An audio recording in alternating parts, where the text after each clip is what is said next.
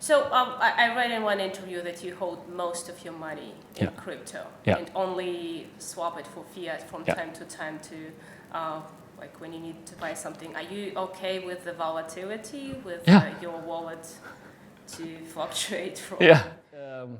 It depends on, well, I guess it depends on everybody, different people's financial circumstances, right? So even before Binance, I wasn't that rich, but I wasn't super poor. I was like a middle class. I sold my house in 2014 when Bitcoin was, and bought everything into Bitcoin. Bitcoin was like $600 US.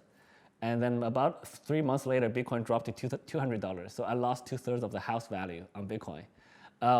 But I just held on, and 2015 came. It kind of went recovered, but so that was at $200. That was at $600, and then 2016 was like $3,000. 2017 we went all the way up to $20,000. Today it's still $8,000. So compared to $600, I can take the volatility. So it doesn't matter how volatile it is. I can see the progress year on year. And so I'm a long-term holder, I'm a long-term investor. I do have my other income. Even before Binance, I have my other income, I have my other steady income that are able to support my living. So I don't really need to spend, I'm not dependent on that money for my next meal. So, so for me, it's very easy. And today, like, it's much easier. So today I hold very, very little fiat. So when I come to Russia, I ask my friend, hey, can you give me like, I don't know, $500 worth of rubles, and I'll give you some BNB. They always say yes, of course. Micro OTC. Yes. Do you not thinking of like opening an office here in Moscow, of having a physical presence? I think Moscow would be very interesting for a development office, because there's a very strong programmer talent. So on this trip, I think that's very clear to me. Where I think we should probably look into a development office, not so much a business commercial office just yet. So recently you opened shop in a totally different jurisdiction. You started Binance US. Yeah. So how has this been going? So Binance US has been going quite well. I think basically, initially, when we started, like we were in Asia, right? So we're just focused on everything else other than US. When we first started, we're such a small company, we couldn't deal with like having a lot of lawyers, having a large compliance team, go apply for licenses. So we didn't have the resources to do that. So we didn't focus on any specific country. But US is a big market, similar to Russia actually. I would say US, the market is probably bigger than Russia, to be honest. But it's very heavily regulated. There's many different regulatory bodies. There's many different regulations. So you have to be compliant in a lot of different ways. So we didn't want to tackle that problem until recently. But now we have the resources, and we found the right partner in the US to help us with that. So we have a partnership with BAM Trading Services in the US. And so now Binance.US is a fully compliant local regulated exchange, and we believe that type of business is also very healthy and has a very high growth potential. And what is your fiat on ramp in the US? So US is very simple. We support ACH, which is a mechanism where you can bind your bank account. So you put in your bank account information, and then in the future you can do a number of things. When you click deposit, you don't even have to leave the site. You stay on Binance.com. Your money from your bank account gets transferred directly to Binance, to the Binance site platform. So it's a very easy, very smooth integration. Again, we kind of copied our peers. We copied other local exchanges in the U.S. So they have this mechanism in place, and that's very easy to use. You can even do like a monthly repeated automatic deductions from the bank account into the trading platform and buy cryptocurrency automatically for the users. So that's a super smooth experience. But does Binance have a bank account itself? Yes. We have a bank account in the US, well, not Binance.com, Binance.us, BAM Trading Services. They have a bank account in the US. And they're a FinCEN registered entity in the U.S., so everything's fully compliant. So, and also, given the level of clarity that's available in the U.S. now, we feel that other parts of the world will probably have to copy them. So if US does not ban cryptocurrency, if other countries ban cryptocurrency, then they're probably just going to be slower in the evolution of fintech. Actually, in the US, a lot of the US people are complaining the US is too slow. So even though like US is now relatively clear in terms of their regulations, people are still complaining they're too slow. They're complaining they're losing to like Singapore, they're losing to Malta, who are much more progressive in terms of regulations. Can you talk what banks are you working with? Actually, we're working with Prime Trust in the U.S. So that's the sort of the entity that holds all our bank account and money.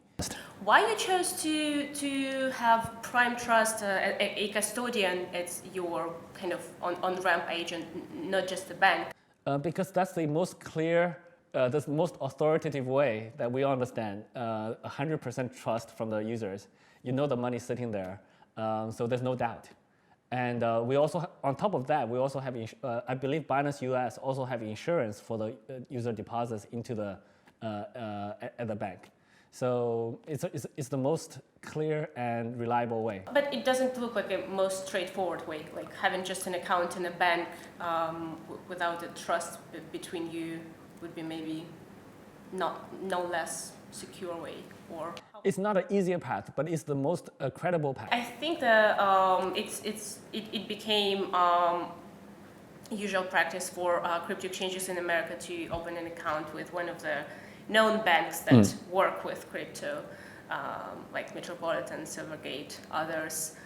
So, but you decided not to go that path. You decided to act through Prime Trust. What we really care about is the user experience and user trust.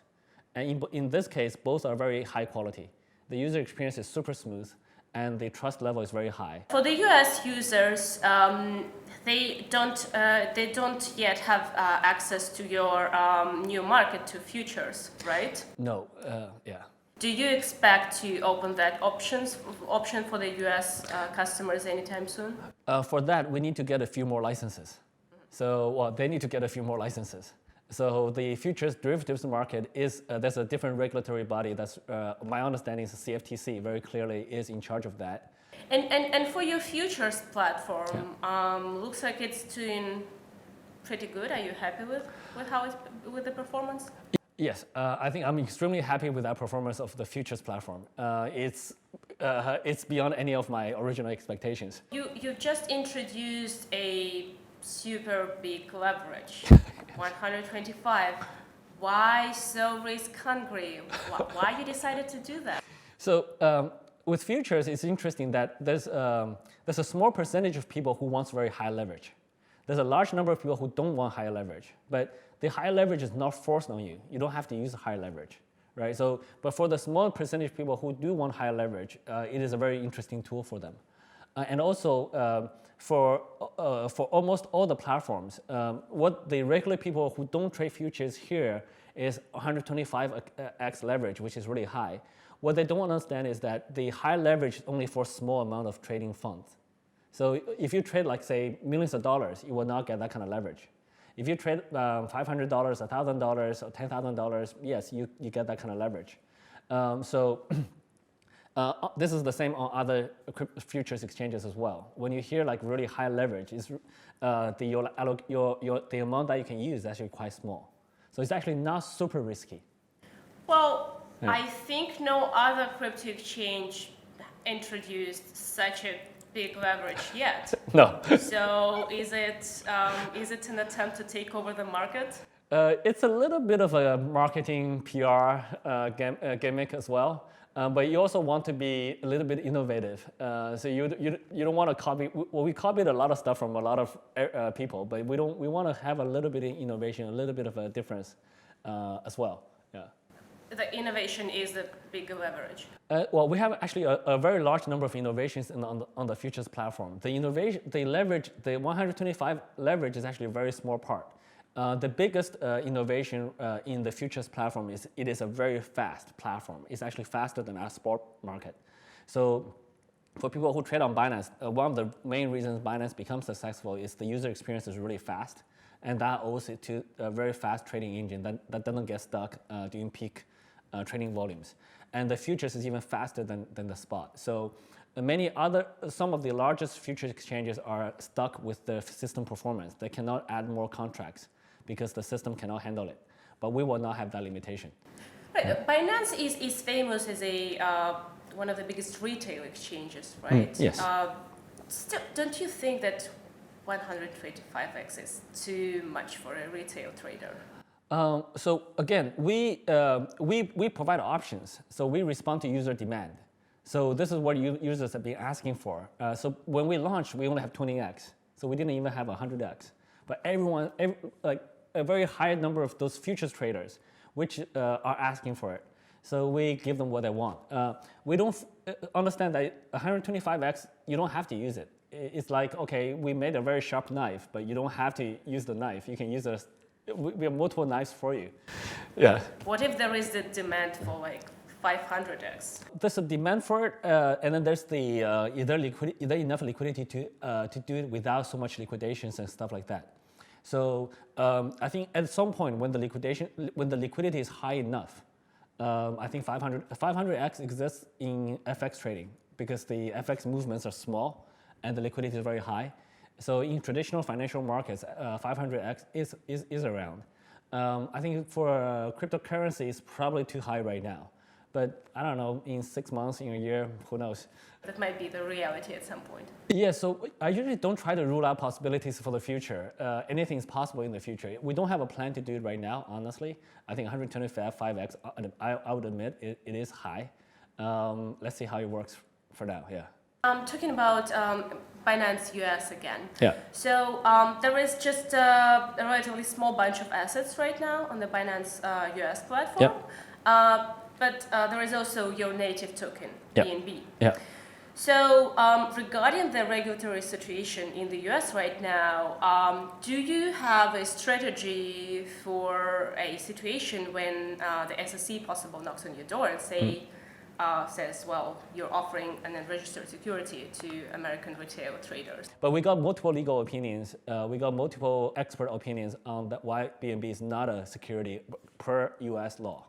So I'm pretty comfortable with that. And there may be different understanding. So a lot of people don't understand what BNB coin is. So a lot of, I think Steve Jobs once said, like, a lot of people understand the company as they were 18 months ago. And they don't really follow the company closely. They don't know what have evolved.